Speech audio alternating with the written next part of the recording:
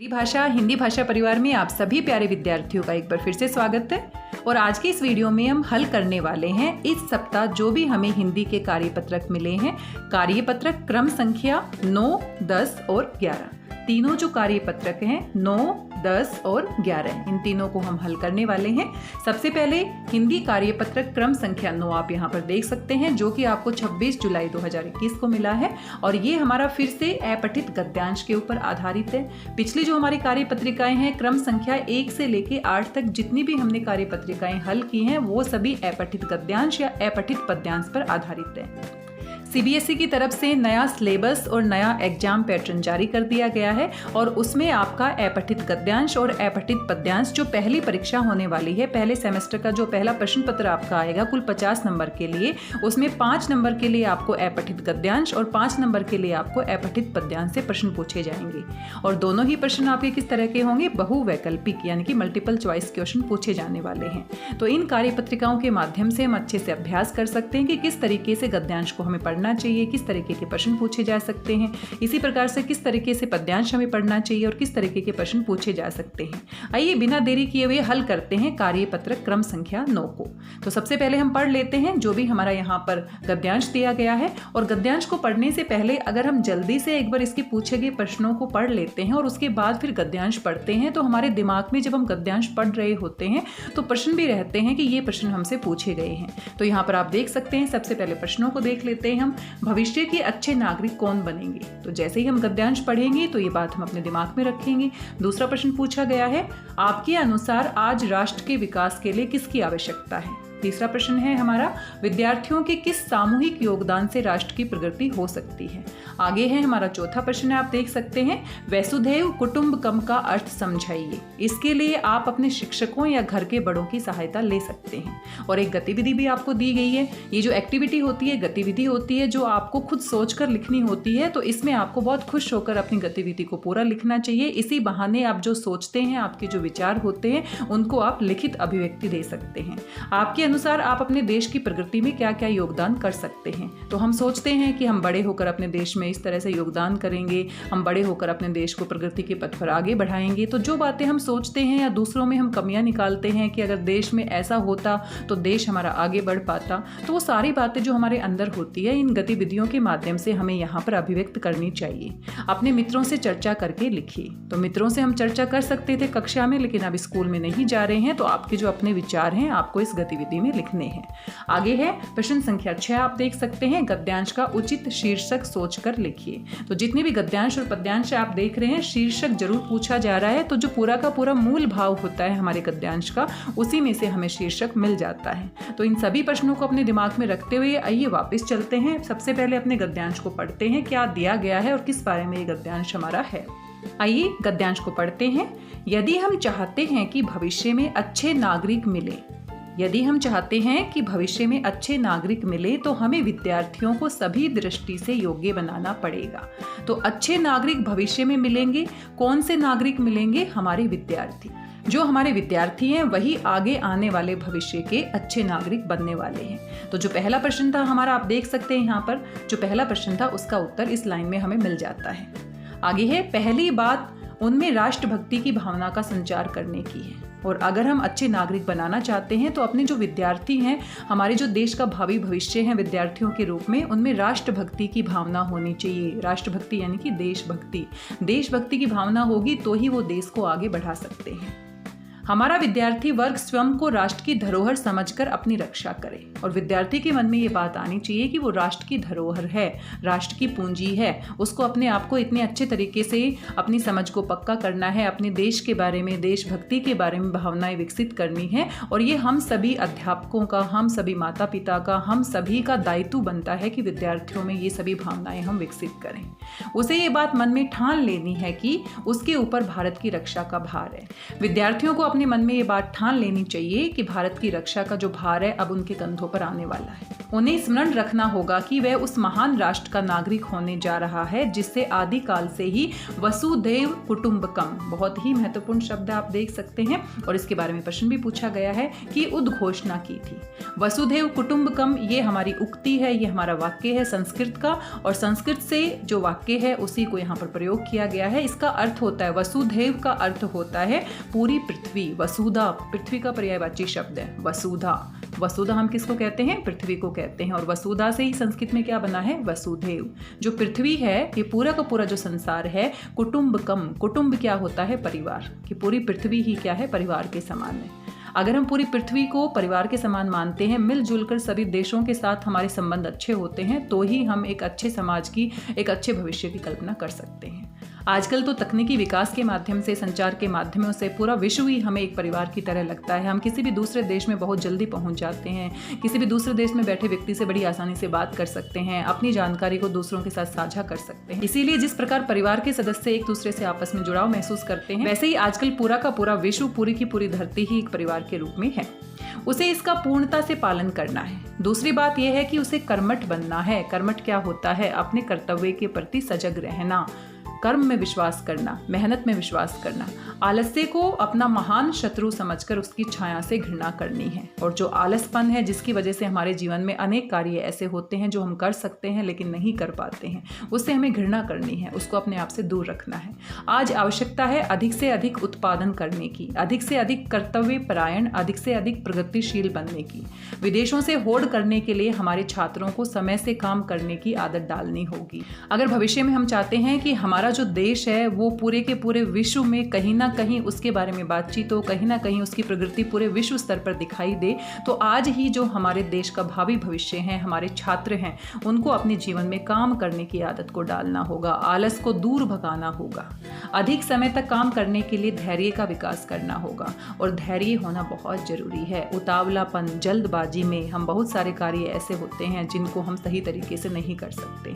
आज सामूहिक प्रयत्नों की आवश्यकता है। सामूहिक यानी कि सभी मिलजुल कर समूह में, जब सारे के सारे पूरे भारतवर्ष के विद्यार्थी, पूरे भारत के लोग मिलकर समूह में काम करेंगे, प्रयास करेंगे, तभी देश में दरिद्रता भागेगी। दरिद्रता क्या होती है? गरीबी।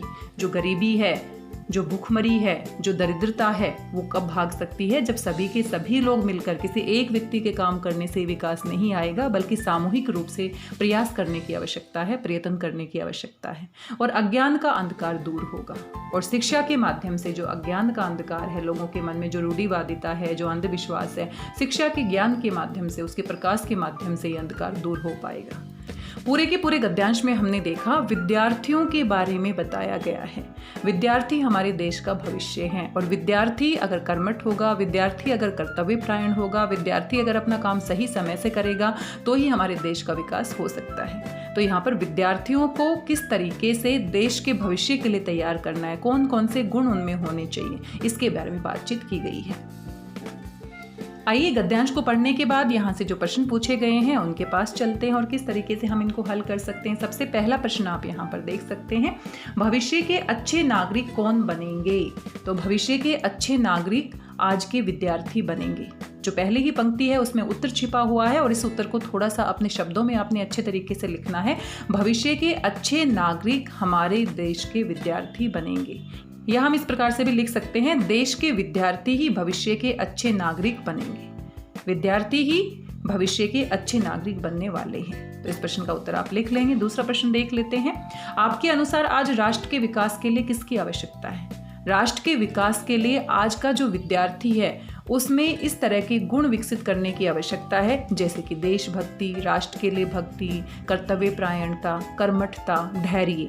इन सभी के माध्यम से राष्ट्र का विकास किया जा सकता है। आप यहाँ पर देख सकते हैं, आज राष्ट्र के विकास के लिए किसकी आवश्यकता है? तो गद्यांश के अनुसार भी और यहाँ पर आपके अनुसार लिखा गया है। तो आपको कौन कौन से ऐसे गुण लगते हैं जिनके आधार पर हम राष्ट्र का विकास कर सकते हैं? तो गद्यांश के आधार पर अगर हम देखते हैं तो आप यहाँ पर देख सकते हैं, सबसे पहले तो देशभक्ति, राष्ट्रभक्ति होनी चाहिए। अगर राष्ट्रभक्ति की भावना सभी के अंदर है तो यानी कि हमारे देश का विकास हो सकता है। उसके बाद जो कर्तव्य परायणता है, साथ में धैर्य है, इन सभी गुणों का अगर किसी नागरिक में, किसी विद्यार्थी में विकास होता है तो देश हमारा आगे बढ़ सकता है। इन सभी के माध्यम से हम किसी भी देश का विकास कर सकते हैं। बाकी आपको अपने अनुसार राष्ट्र के विकास के लिए किसकी आवश्यकता है, आप जैसा सोचते हैं आपके अपने विचार आपको यहाँ पर लिखने हैं। गद्यांश की आप मदद ले सकते हैं, लेकिन आप अपने विचारों को भी जोड़कर यहाँ पर लिख सकते हैं। तीसरा प्रश्न है, विद्यार्थी के किस सामूहिक योगदान से राष्ट्र की प्रगति हो सकती है। तो सारे के सारे जो विद्यार्थी हैं सामूहिक रूप से प्रयत्न करेंगे, और किस चीज का प्रयत्न करेंगे, वो देशभक्त बनेंगे, कर्तव्य परायण बनेंगे, आलस को त्यागेंगे, धैर्य को अपनाएंगे, सच्ची राष्ट्रभक्ति दिखाएंगे। इन सभी गुणों के माध्यम से अगर विद्यार्थी सामूहिक रूप से अपना योगदान देते हैं तो राष्ट्र की प्रगति हो सकती है। किसी एक विद्यार्थी के प्रयास से ये काम नहीं हो सकता, बल्कि सभी का सामूहिक योगदान बहुत आवश्यक है। इस तरीके से आप इसका उत्तर लिख सकते हैं। चौथा प्रश्न है हमारा यहाँ पर, वसुधैव कुटुंबकम का अर्थ समझाइए। तो ये जो है ये आपने पूरा का पूरा अर्थ यहाँ पर विस्तृत रूप से लिखना है। तो वसुधैव कुटुंबकम गद्यांश को पढ़ते समय भी हमने बातचीत की थी। वसुधैव होता है वसुधा से बना है वसुदेव, यानी कि पूरी पृथ्वी ही हमारा परिवार है।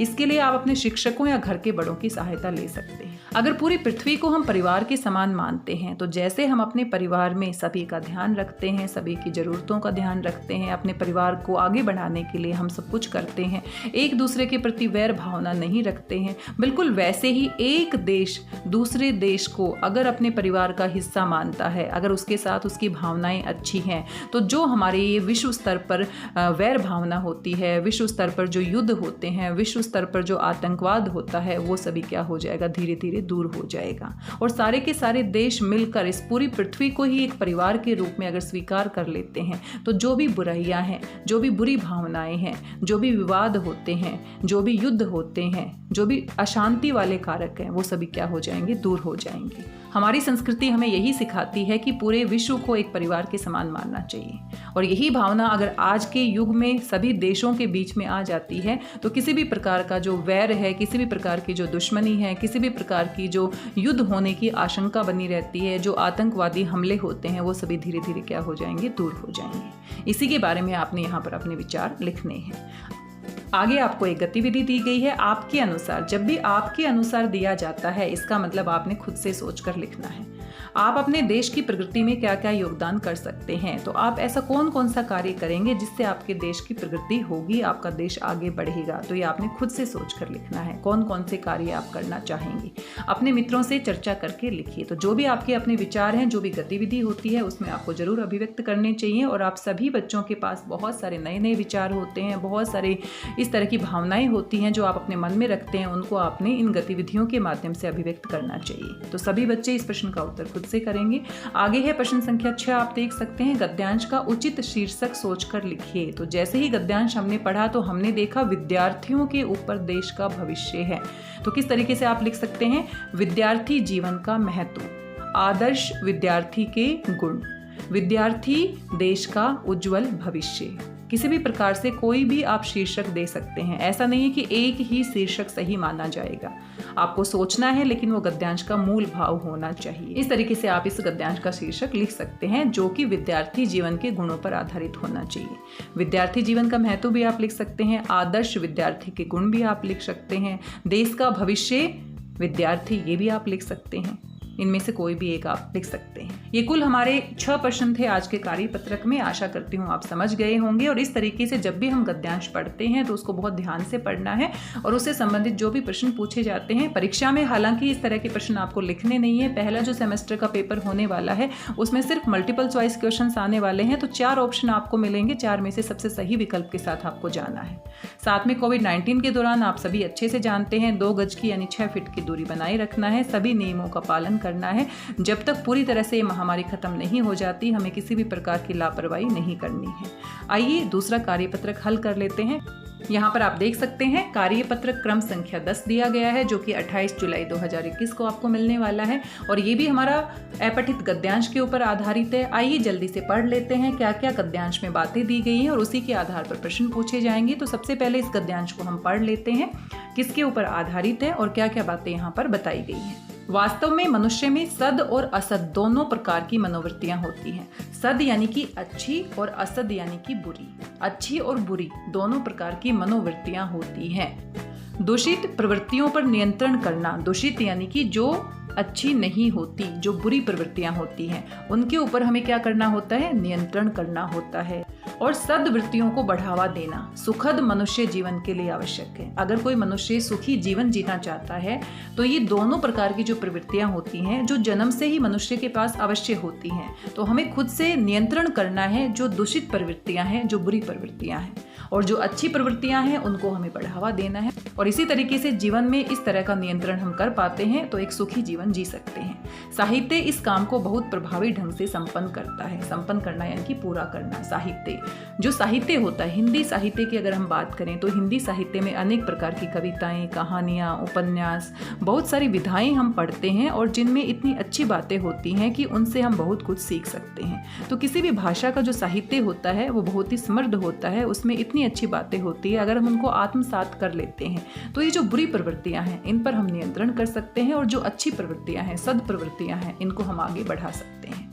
साहित्य ही मनोविकारों के रहस्य खोलकर सद्वृत्तियों को जगाता है। जो साहित्य का अध्ययन करता है वो मानसिक जो मनोविकार हैं उनके रहस्य को समझ पाता है, और साथ में जो सद्वृत्तियां हैं, अच्छी वृत्तियां हैं, अच्छे गुण हैं, उनको अपने मन में जगा पाता है। सत्य को रसों द्वारा जितनी आसानी से प्राप्त कर सकते हैं, ज्ञान और विवेक द्वारा नहीं कर सकते। साहित्य हमें रसास्वादन की अनुभूति करवाता है। जब भी हम साहित्य पढ़ते हैं, किसी भी विधा को पढ़ते हैं, तो रस की अनुभूति करते हैं। और रस मुख्य रूप से हमारे 9 प्रकार के होते हैं। हमारे पास श्रृंगार रस होता है, हास्य रस होता है, क्रोध होता है, हमारे पास शांत भाव होते हैं। अनेक प्रकार के जो रस होते हैं जो हम हिंदी व्याकरण में पढ़ने वाले हैं, उन रस का आस्वादन करने से, उनकी अनुभूति करने से हम आसानी से अपने मन के जो विकार हैं उनको दूर कर सकते हैं। ज्ञान या विवेक के द्वारा हम ये नहीं कर सकते। साहित्य ये सब करने में हमारी मदद करता है।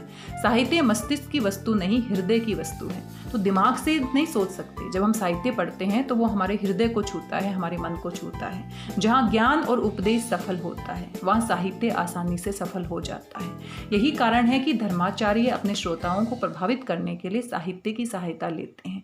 जो धर्माचार्य हैं वो साहित्य से जुड़ी हुई बातें बताते हैं ताकि जो उनके श्रोता हैं वो प्रभावित हो सके, वो उनके दिल को छू सके, उनके मन को छू सके। क्योंकि जो सच्चा ज्ञान होता है वो हृदय को छूने की चीज होता है, महसूस करने की चीज होता है। साहित्यकार के भावों में इतनी व्यापकता होती है कि विश्व मात्र की आत्मा से उसका ऐसा तादात्म्य होता है कि प्रत्येक प्राणी अपने को उससे जुड़ा पाता है। जो साहित्यकार होता है, सच्चा साहित्यकार होता है, उसकी भावनाएं जब अभिव्यक्त होती हैं लिखित रूप से तो वो इतनी व्यापक स्तर पर होती हैं कि पूरे के पूरे संसार की जो आत्मा होती है वो उसके साथ जुड़ाव महसूस करता है। तादात्म्य में उसके साथ एक जुड़ाव महसूस करता है कि प्रत्येक प्राणी अपने मन को उससे जुड़ा हुआ महसूस करता है। साहित्यकार अपने देश काल से प्रभावित होता है। जो देश में अपने आसपास होता हुआ, घटित होता हुआ देखता है, वही साहित्यकार रचता है। युग की भावना उसकी भावना होती है। इसके साथ ही सच्चा साहित्य कभी पुराना नहीं होता। जो पुरानी चीज़ें होती हैं, जो भावों पर आधारित होती है, जो देश काल पर आधारित होती है, वो अगर हम 100 साल के बाद भी पढ़ते हैं तब भी पुरानी नहीं होती। आप देख सकते हैं 100 साल पहले जो पुस्तकें लिखी गई हैं वो आज भी हम पढ़ रहे हैं और आज के संदर्भ में वो उतनी ही सही साबित हो रही हैं जितनी कि उस समय लिखी गई थी। तो साहित्य कभी पुराना नहीं होता, क्योंकि मनुष्य की भावनाएं किस किस से जुड़ी हुई होती हैं? रसों से जुड़ी हुई होती है। उसमें हर्ष होता है, हर्ष यानी खुशी, विस्मय होता है यानी कि आश्चर्य, क्रोध होता है, क्रोध के भाव, गुस्सा, द्वेष होता है, वैर भावना, आशा होती है एक नई आशा, उम्मीद, और भय होता है डर का भाव। ये सभी रस भी हैं, ये सभी महसूस करने के भाव हैं। मनुष्य के शाश्वत और चिरंतन भाव हैं। शाश्वत जो हमेशा से रहे हैं और चिरंतन मतलब जो हमेशा रहेंगे। यही कारण है कि उच्च कोटि का प्राचीन साहित्य हमें आज भी प्रभावित करता है। तो जो अच्छा साहित्य होता है, जो उच्च कोटि का होता है, जिसमें अच्छे गुण होते हैं, वो चाहे कितने भी वर्ष पहले क्यों ना लिखा गया हो, वो हमेशा हमें प्रभावित करता है, हमारी आत्मा को छूता है, हमारे हृदय को छूता है। तो यहाँ पर आप देख सकते हैं साहित्य के गुणों के बारे में बताया गया। यहाँ जो गद्यांश है उसका मूल भाव यहाँ पर मनुष्य की अच्छी या बुरी प्रवृत्तियां नहीं है, बल्कि साहित्य की महत्वपूर्ण भूमिका है। साहित्य किस प्रकार से हमें जीवन जीने के लिए प्रेरित करता है। हमने सुना है ना, साहित्य समाज का दर्पण होता है, साहित्य हमारा पथ प्रदर्शक होता है, हमें जीवन में आगे बढ़ने के लिए प्रेरित करता है। तो साहित्य से जुड़ी हुई बातें यहाँ पर बताई गई है कि जो अच्छा साहित्य होता है वो किस तरह से हमारे मन की जो विकार हैं, मन की जो बुरी प्रवृत्तियां हैं, दूषित प्रवृत्तियां हैं, उनको दूर करने में सहायता करता है। तो सारे के सारे जो मुख्य मुख्य बिंदु हैं वो समझने के बाद आइए अपने गद्यांश पर आधारित प्रश्नों को देख लेते हैं। आइए आइए आगे बढ़ते हैं, क्या क्या प्रश्न दिए गए हैं आप देख सकते हैं। सबसे पहला प्रश्न यहाँ पर है, उपयुक्त अनुच्छेद में मनुष्य में किन 2 प्रकार की मनोवृत्तियों की बात की गई है? सद और असद पहली ही पंक्ति का उत्तर है।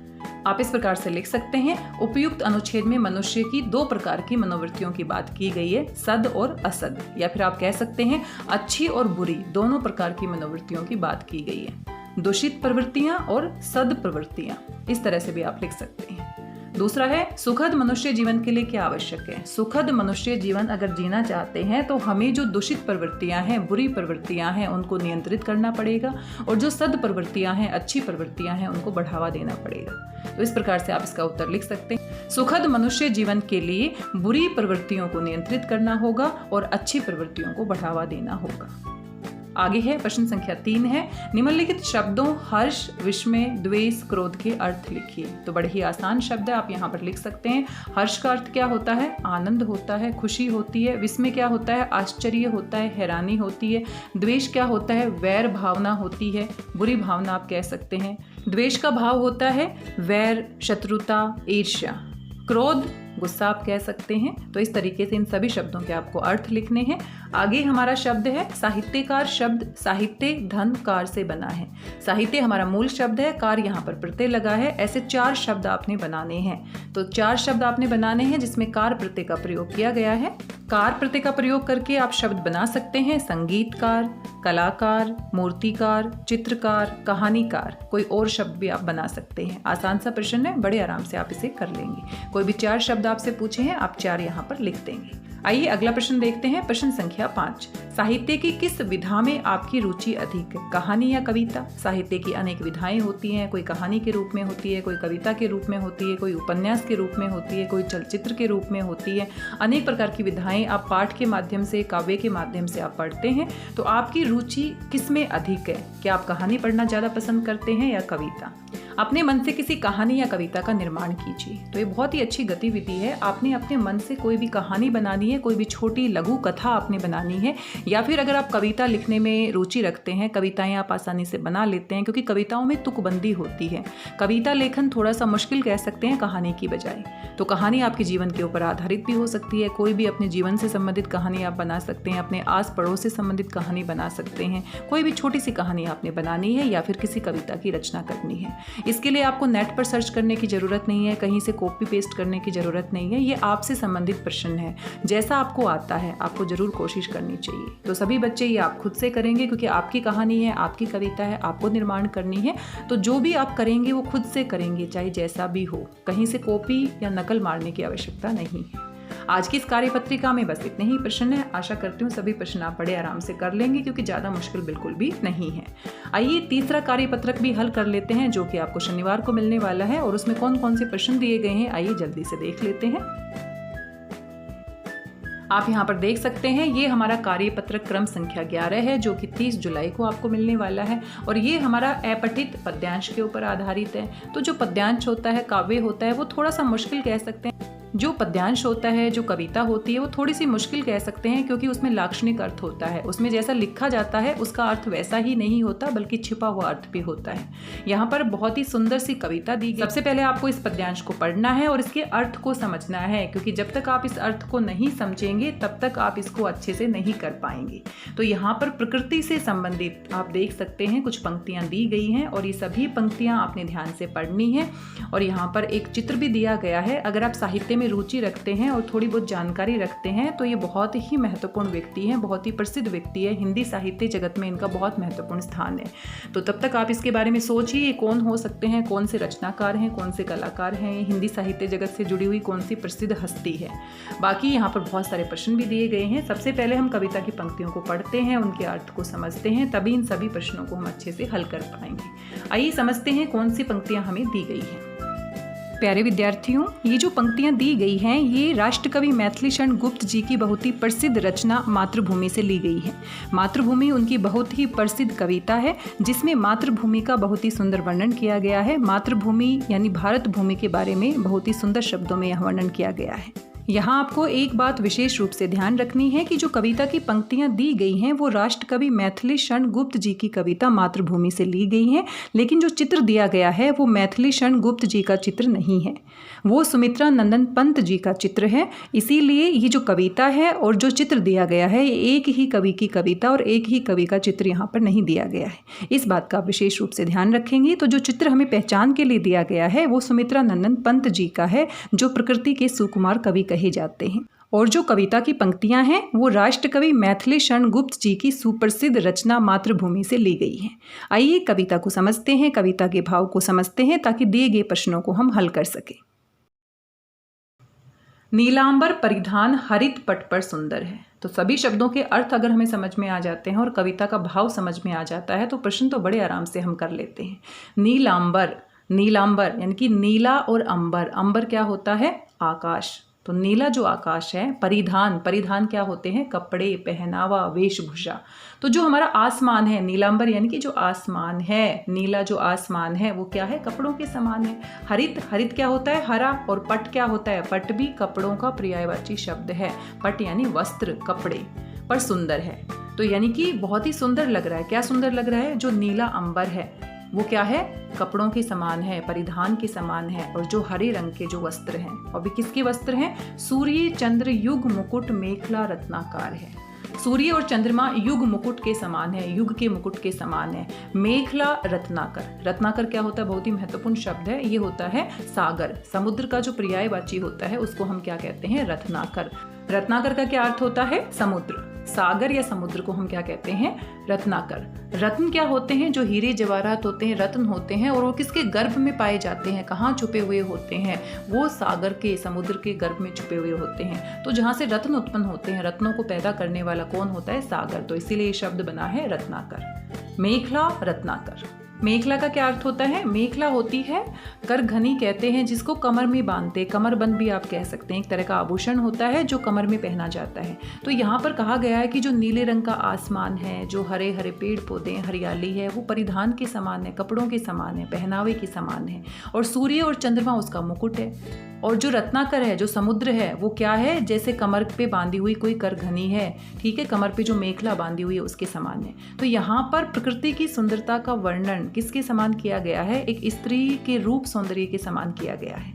कि जैसे कोई स्त्री परिधान पहनती है नीले रंग का, हरे रंग का, बहुत सुंदर परिधान पहने हुए हैं। सूर्य और चंद्रमा उसके मुकुट के समान है। और साथ में जो करघनी होती है, जो कमर पे बांधा जाने वाला आभूषण होता है, वो किसके समान है? समुद्र के समान। आगे है नदियाँ प्रेम प्रवाह। और जो नदियां हैं वो प्रेम प्रवाह के समान है, नदियों का जो प्रवाह है। फूल तारे मंडल, और फूल और जो तारे हैं वो मंडल के समान है।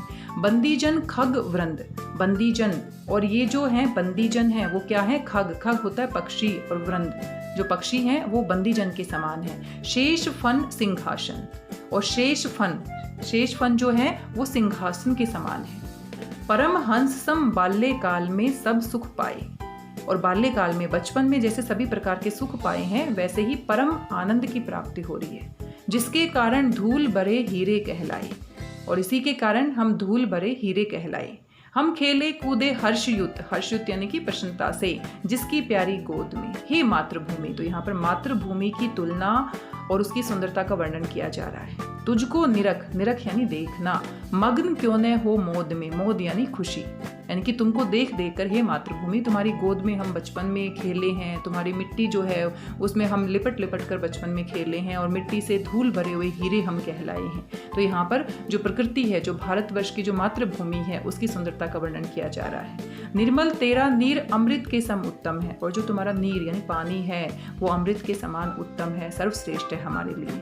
शीतल मंद सुगंध पवन हर लेता श्रम, और जो ये परिश्रम हम करते हैं और परिश्रम करने के बाद थक जाते हैं, तो जो शीतल होती है, जो ठंडी मंद मंद सुगंध वाली जो हवा होती है, वो सारी की सारी थकान को हर लेती है, दूर कर देती है। षड ऋतुओं का विविध दृश्य युत अद्भुत क्रम है, और 6 ऋतुओं से सुंदर जो हमारा विविध दृश्य है, पूरे के पूरे भारतवर्ष में जो 6 ऋतुओं की प्राकृतिक छटा होती है वो बहुत ही अद्भुत दिखाई देती है। तो यहाँ पर प्रकृति की सुंदरता का वर्णन किया गया है, मातृभूमि की सुंदरता का वर्णन किया गया है। बहुत ही सुंदर शब्दों में आप देख सकते हैं। यहाँ पर इन पंक्तियों को समझना बहुत जरूरी है। अगर हम नहीं समझे तो प्रश्नों के उत्तर देने में हमें दिक्कत हो सकती है। आगे देखते हैं, हरियाली का फर्श नहीं मखमल से कम है। और जो हरियाली है, चारों तरफ हरियाली छाई हुई है, वो मखमल के समान, फर्श के समान है।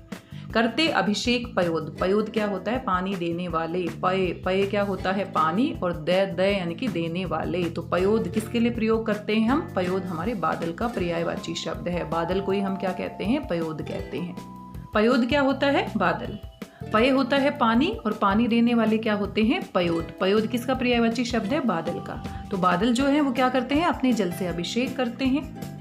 बलिहारी इस वेश पर, और इस वेश पर, इस सुंदर वेश पर, मातृभूमि के वेश पर हम बलिहारी हैं, हम न्यौछावर करते हैं अपना सब कुछ। हे मातृभूमि, तू सत्य ही सगुण मूर्ति सर्वेश की, और तुम ही सत्य हो, तुम ही सगुण मूर्ति हो ईश्वर की। सर्वेश यानी कि ईश्वर, जिसकी रज में, रज होता है मिट्टी, धूल में लोट लोट कर बड़े हुए हैं। इस मातृभूमि की जो मिट्टी है उसमें हम बचपन से लोट लोट कर बड़े हुए हैं। घुटनों के बल सरक सरक कर खड़े हुए हैं।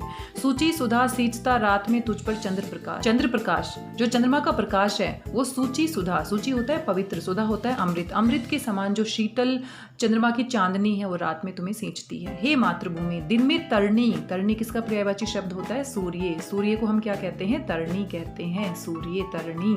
तो यहाँ पर आप देख सकते हैं तरणी यानी सूर्य। दिन में तरणी करता तम का नाश। तम क्या होता है? अंधकार, अंधेरा, अंधकार, अंधेरा। तो सारे के सारे जो पर्यायवाची शब्द हैं वो भी हम ध्यान में रखेंगे, क्योंकि इनके अर्थ पूछे जा सकते हैं और इनसे संबंधित प्रश्न भी पूछे जा सकते हैं।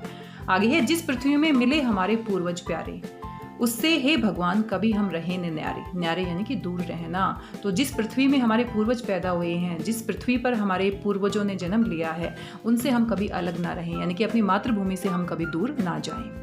आगे देखते हैं और क्या कहा गया। लोट लोट कर वही हृदय को शांत करेंगे, और इस मिट्टी में, इस मातृभूमि की मिट्टी में ही अपने मन को क्या करेंगे? शांत करेंगे। उसमें मिलते समय मृत्यु से नहीं डरेंगे, और इस मिट्टी में मिलते समय यानी कि अपने प्राणों का बलिदान देते समय हम नहीं डरेंगे। अपने प्राणों की आहुति हंसते हंसते इस मातृभूमि पर हम दे देंगे। उस मातृभूमि की धूल में जब पूरे सन जाएंगे, होकर भव बंधन मुक्त हम आत्म रूप बन जाएंगे। और इस मातृभूमि में पूरी तरह से अगर हम समर्पित कर देते हैं खुद को, तो भव बंधन से, भव होता है सांसारिक, भव बंधन से, इन सांसारिक बंधनों से हमारी मुक्ति हो जाएगी। हमारी जो आत्मा है वो मुक्त हो जाएगी, आत्म रूप बन जाएंगी। तो यहाँ पर मातृभूमि की सुंदरता का वर्णन किया गया है, और बाद में मातृभूमि में ही पैदा होकर, मातृभूमि में बड़े हो और मातृभूमि में ही अपना सब कुछ लुटा देने की बात कही गई है। अपनी मातृभूमि को, अपने राष्ट्र को छोड़कर ना जाने की बात कही गई है। ये पूरा का पूरा आप देख सकते हैं मातृभूमि के ऊपर आधारित है। और कौन कौन से प्रश्न पूछे गए हैं, आइए देखते हैं कौन कौन से प्रश्न इस काव्यांश के ऊपर आधारित हैं। तो आप देख सकते हैं यहाँ पर शब्दों के अर्थ भी आपसे पूछे गए हैं, क्योंकि जब तक हम समझेंगे नहीं तब तक हम यहाँ पर नहीं कर पाएंगे किस तरह के प्रश्न यहाँ पर पूछे गए हैं। निम्नांकित शब्दों के अर्थ लिखिए। तो यहाँ पर शब्दार्थ आपको बताने, आप देख सकते हैं नीलांबर, अभी अभी हमने पढ़ा था, नीला अंबर यानी कि नीला आसमान। परिधान क्या होता है? पहनावा, वेशभूषा। पट क्या होता है? वस्त्र, कपड़े। रत्नाकर क्या होता है? सागर। परवा क्या होता है? धारा। पयोद क्या होता है? बादल। सर्वेश क्या होता है? सब कुछ। सर्वेश, सर्व, ईश। रज क्या होता है? मिट्टी। तरणी क्या होता है? सूर्य। तो सारे के सारे शब्दों के अर्थ आपको बताने हैं। आगे है, पहला प्रश्न दिया गया है, प्रस्तुत काव्यांश में हरित पट किसे कहा गया है? हरित यानी हरा और पट यानी कपड़ा। तो हरित पट यहाँ पर किसको कहा गया है? हरे भरे पेड़ पौधों को। हरे भरे जो पेड़ पौधे हैं वो हरे रंग के कपड़ों के समान है, और नीला जो आसमान है वो नीलांबर परिधान यानी कि वेशभूषा के समान है। तो हरित पट यहाँ पर किसको कहा गया है? हरे भरे पेड़ पौधों को कहा गया है। इस तरीके से आपने यहाँ पर लिखना है।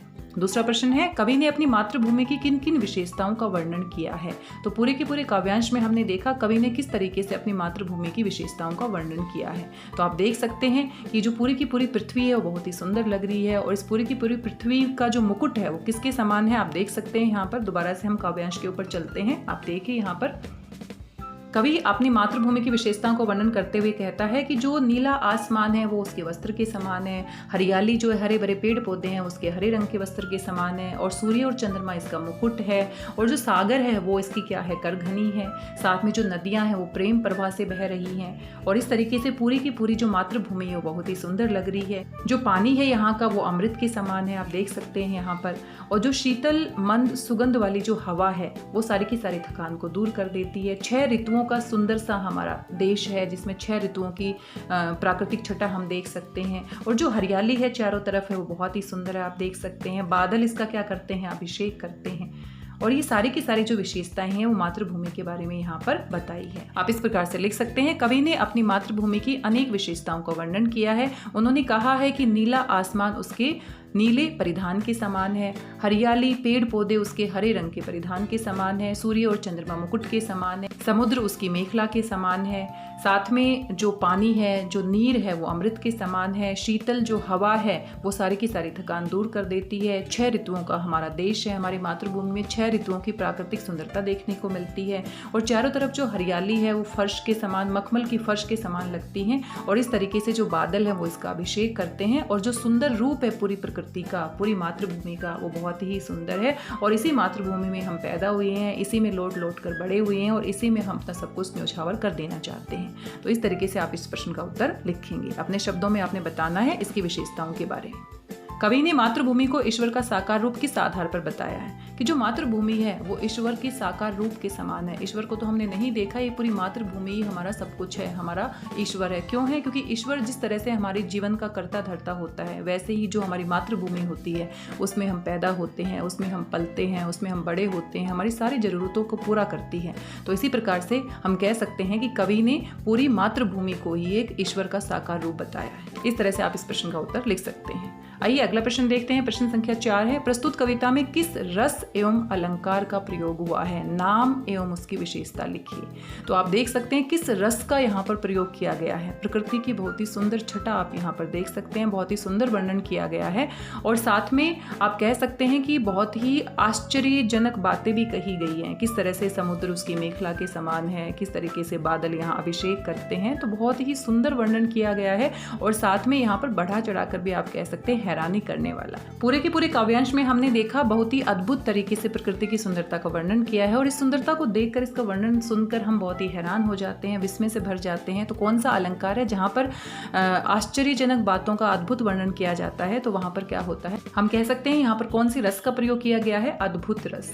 यहाँ पर अद्भुत रस का प्रयोग किया गया है। अद्भुत रस के माध्यम से प्रकृति की सुंदरता का बहुत ही आश्चर्यजनक वर्णन किया है, अद्भुत वर्णन किया है और साथ में यहाँ पर अलंकार भी पूछा गया है जो कि 9वीं कक्षा में आप पढ़ चुके हैं। तो आप देख सकते हैं यहाँ पर अलंकार, कौन से अलंकार का प्रयोग किया गया है? अतिशयोक्ति अलंकार आप कह सकते हैं, क्योंकि बहुत ही बढ़ा चढ़ाकर बातें कही गई हैं जो प्रकृति की सुंदरता है और जिस तरीके से मातृभूमि के साथ जोड़ा गया है, तो अतिशयोक्ति अलंकार आप यहाँ पर कह सकते हैं। और एक और अलंकार आप यहाँ पर देख सकते हैं, यहाँ पर बताया गया है परम हंस सम बाल्यकाल। तो यहाँ पर सम, सा से सी, सम सर से, यहाँ पर क्या है? तुलना की गई है और तुलना की गई है तो यहाँ पर क्या है? उपमा अलंकार, उपमा अलंकार का प्रयोग किया गया है और साथ में रूपक आप कह सकते हैं, क्योंकि जो तुलना की गई है, जैसे मेखला रत्नाकर है, यानी कि मेखला और रत्नाकर को एक ही मान लिया गया है। युग मुकुट आप यहाँ पर देख सकते हैं, युग मुकुट यानी कि रूपक अलंकार, युग रूपी मुकुट, खग वृंद, खग रूपी वृंद। तो इस तरीके से पूरे के पूरे काव्यांश की बात करें तो यहाँ उपमा अलंकार भी है, रूपक अलंकार भी है, ये आप देख सकते हैं और साथ में आपका अतिशयोक्ति अलंकार भी है। तो इस तरीके से आप कह सकते हैं पूरे के पूरे काव्यांश में कौन सा रस है? यहाँ पर अद्भुत रस है और साथ में हमारा उपमा, रूपक और अतिशयोक्ति अलंकार का प्रयोग किया गया है। प्रश्न संख्या 5 देख लेते हैं। प्रस्तुत कविता का उचित शीर्षक लिखिए।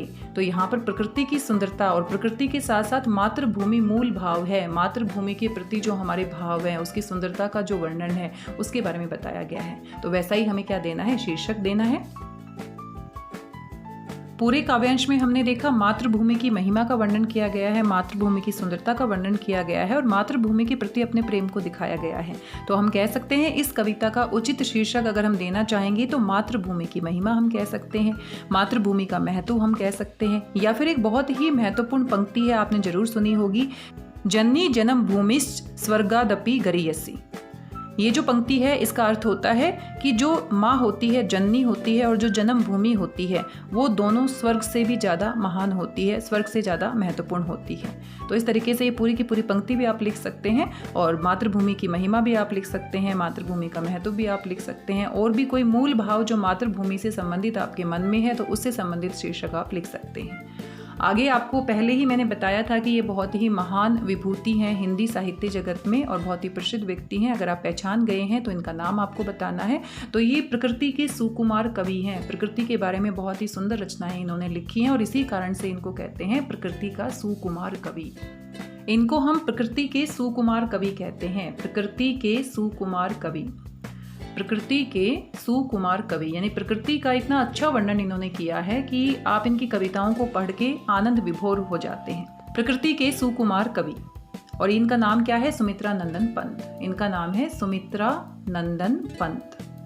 और ज़रूर आपने इनकी कोई ना कोई कविता पिछली कक्षाओं में ज़रूर पढ़ी होगी। अगर आप याद कर सकते हैं तो आप कोई भी कविता आप सोच सकते हैं। अगर आपको याद आ रही है इनकी, सुमित्रा नंदन पंत, ये इनका पूरा नाम है। और इनको प्रकृति का सुकुमार कवि कहते हैं, क्योंकि प्रकृति का जो वर्णन है वो बहुत ही सुंदर शब्दों में इन्होंने अपनी कविताओं में, अपने काव्य में किया है। तो उक्त चित्र को पहचान कर, कौन है ये? सुमित्रा नंदन पंत हैं।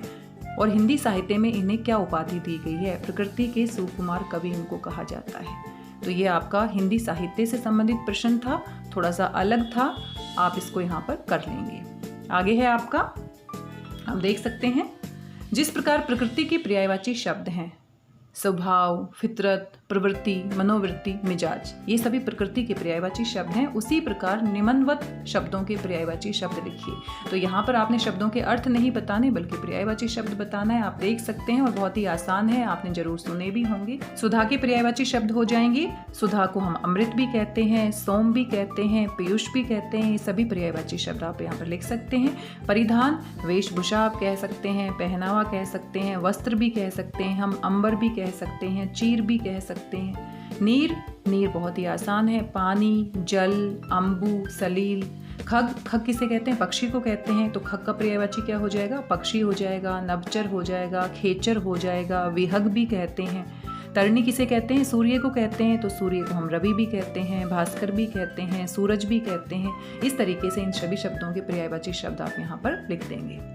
आगे आप यहाँ पर देख सकते हैं एक बॉक्स बनाया गया है और प्रकृति से संबंधित एक कविता की रचना कीजिए। ये आपकी गतिविधि है और गतिविधि को आपको जरूर करना चाहिए। प्रकृति से संबंधित कोई भी कविता आप रच सकते हैं। जरूरी नहीं बहुत लंबी चौड़ी कविता आपको लिखनी है। आप 2 या 3 पंक्तियाँ लिख सकते हैं, 4-5 पंक्तियाँ लिख सकते हैं। आप कोशिश जरूर कर सकते हैं। तो आसपास जो प्रकृति के सुंदर नज़ारे आप देखते हैं, आजकल मानसून, अपने आसपास प्रकृति की सुंदरता को आप महसूस करते हैं, देखते हैं, तो उससे संबंधित कोई भी तुकबंदी करने की कोशिश कर सकते हैं। हालांकि कविता लिखने के लिए बहुत अभ्यास की ज़रूरत होती है, लेकिन फिर भी आप कोशिश जरूर कीजिए।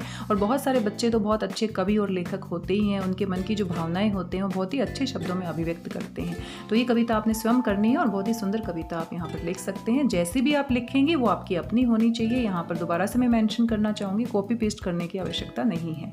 तो आपको खुद से कहीं नेट से सर्च करके, क्योंकि आजकल बहुत जल्दी से हम टाइप करते हैं, सर्च करते हैं, विदिन सेकंड हमें कविताएं मिल जाती है, लेकिन आपकी खुद की कविता होनी चाहिए। अगर आप खुद से लिखेंगे तो ही इस गतिविधि का फायदा है, नकल मारने से कोई फायदा नहीं होने वाला है। तो इस गतिविधि को आप खुद से कर लेंगे। ये हमारा पूरा कार्यपत्रक था। ये थोड़ा सा हम मुश्किल कह सकते हैं, क्योंकि इतना आसान तो मैं नहीं कहूँगी, क्योंकि जो काव्यांश है, जो पद्यांश है, वो आपको समझने की ज़रूरत है। और ये बहुत ही अच्छी कविता है और सुमित्रा नंदन पंत जी की ही कविता है। और इसके बारे में अगर आपको शब्दों के मीनिंग नहीं पता होते हैं, अगर आप शब्दार्थ को आसपास नहीं समझ पाते हैं, काव्यांश को नहीं समझ पाते हैं, तो प्रश्नों के उत्तर देने फिर हमारे लिए मुश्किल हो जाते हैं। आप देख सकते हैं यहाँ पर सीधे सीधे शब्दार्थ भी पूछे गए थे। किस तरह से कविता की पंक्तियों पर आधारित ही सारे प्रश्न पूछे गए हैं। तो थोड़ा सा ध्यान दे के आप इसे पढ़ेंगे तो आप इसको कर लेंगे। आशा करती हूँ सभी कार्यपत्रक आपको समझ में आए होंगे, आपकी मदद हुई होगी, सभी को आप अच्छे से हल कर सकते हैं। कोई भी समस्या है, कोई भी शंका है, कोई भी दुविधा है, कोई भी प्रश्न पूछना चाहते हैं तो आप मुझे मैसेज करके बता सकते हैं। आज की इस वीडियो में बस इतना ही। आशा करती हूँ आपको सभी कार्यपत्रक समझ में आए होंगे। मिलते हैं किसी और वीडियो में कुछ और महत्वपूर्ण जानकारी के साथ। तब तक स्वस्थ रहिए, व्यस्त रहिए, मस्त रहिए, खुश होकर पढ़ते रहिए और हाँ, अभ्यास करते रहिए, क्योंकि अभी से आप अभ्यास करेंगे तभी सेमेस्टर 1 का जो पेपर होगा उसमें आप अच्छा स्कोर कर पाएंगे। मेरी भाषा हिंदी भाषा परिवार के साथ जुड़ने के लिए आप सभी का धन्यवाद, बहुत बहुत धन्यवाद।